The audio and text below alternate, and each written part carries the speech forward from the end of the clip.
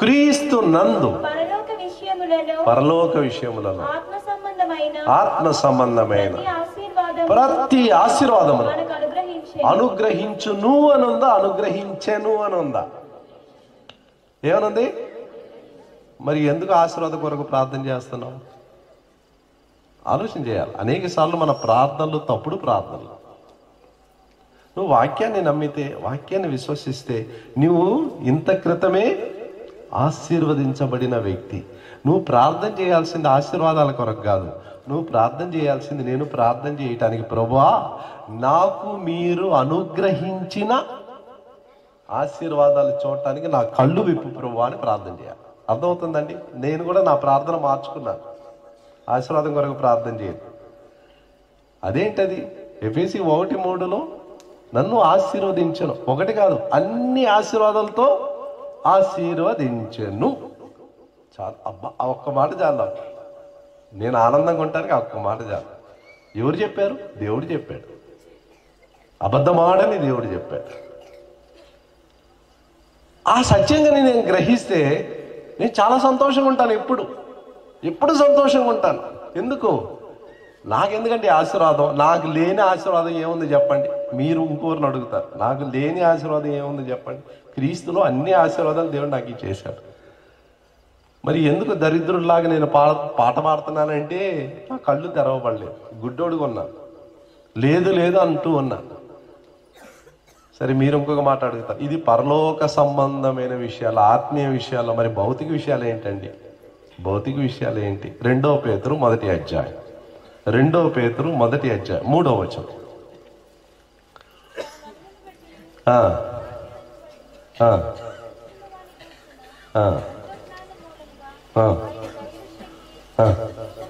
జీవమునకును భక్తికిని కావలసిన వాటినన్నిటినీ మనకు దయచేయుచున్నందున.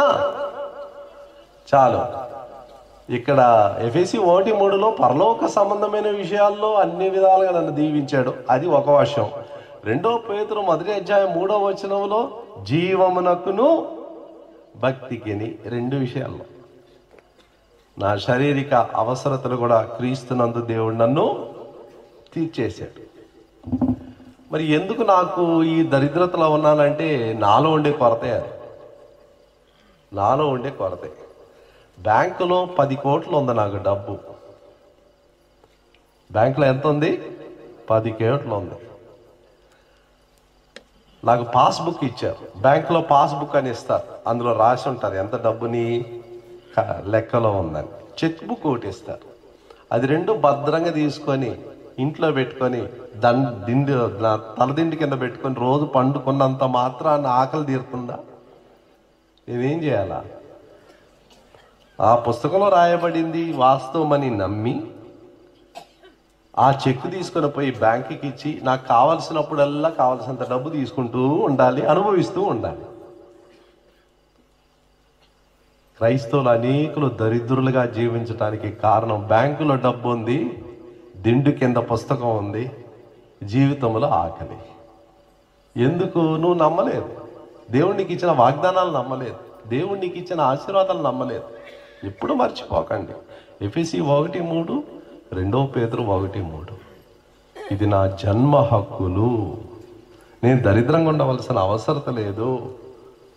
ప్రభువునందు నేను సంతోషించాలి, ప్రభువునందు ఆనందించాలి, ప్రభువునకును ప్రతి విషయంలో లోబడాలి.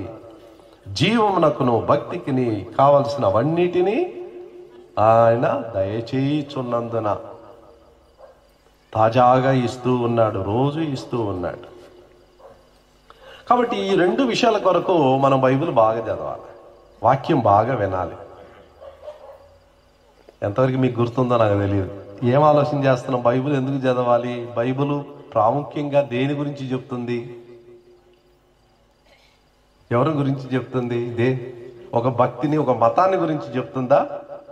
కాదు. కథల గురించి చెప్తుందా? ఇశ్రాయేలీయుల చరిత్ర గురించి చెప్తుందా? మరి దేని గురించి చెప్తుంది? యేసుక్రీస్తుని గురించి చెప్తుంది. యేసుక్రీస్తు అనే వ్యక్తిని పరిచయం చేస్తుంది. ఈ వ్యక్తిని నేను కలుసుకోవాలి, ఈ వ్యక్తిని కలుసుకున్నప్పుడు నాకున్న లాభాలు ఏంటి? మొదటి లాభం ఏంటి? ఆయన్ని చూసినప్పుడు నన్ను నేను చూసుకుంటాను.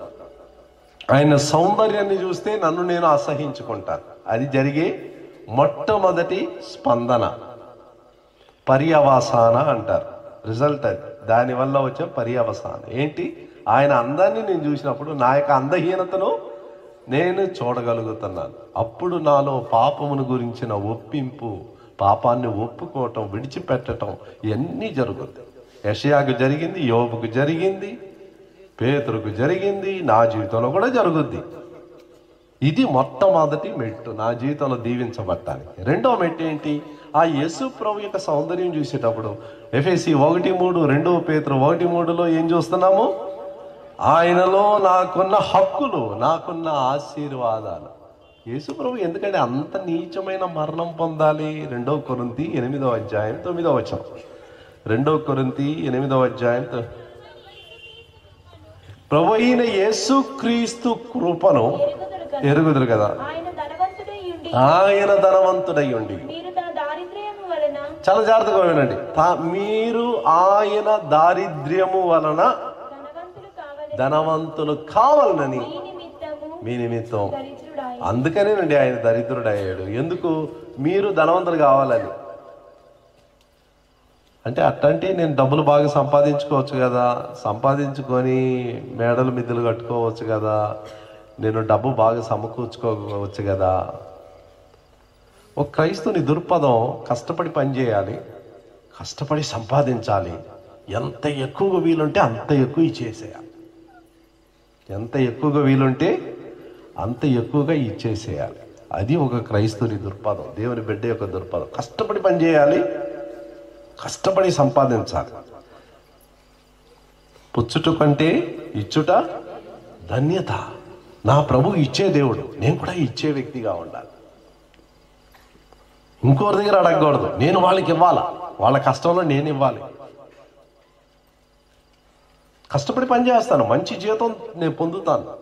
ఆ డబ్బును ప్రభు కొరకై నేను నమ్మకంగా ఇస్తాను, దేవుని బిడ్డలకు నేను ఇస్తాను, దరిద్రంలో ఉన్న వారికి నేను ఇస్తాను. ఎఫెసీయులకు రాసిన పత్రిక 4:28.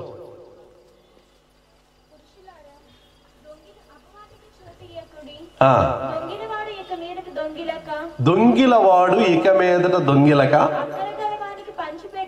చాలా జాగ్రత్తగా చూడండి. అక్కర గలవానికి పంచిపెట్టుటకు వీలు కలుగు నిమిత్తము తన చేతులతో మంచి పని చేయుచు కష్టపడవలెను.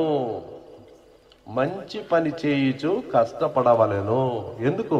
అక్కర్లోకి ఉన్నవానికి నేను ఇవ్వడానికి. అందుకని చాలా మంది క్రైస్తవుల జీవితంలో చూసినప్పుడు వాళ్ళు ఎంతో సంపాదిస్తారు కానీ ఉంచుకోరు. వాళ్ళకి అవసరం ఎంత ఉందో అంత ఉంచుకుంటారు, ఇచ్చేస్తూ ఉంటారు.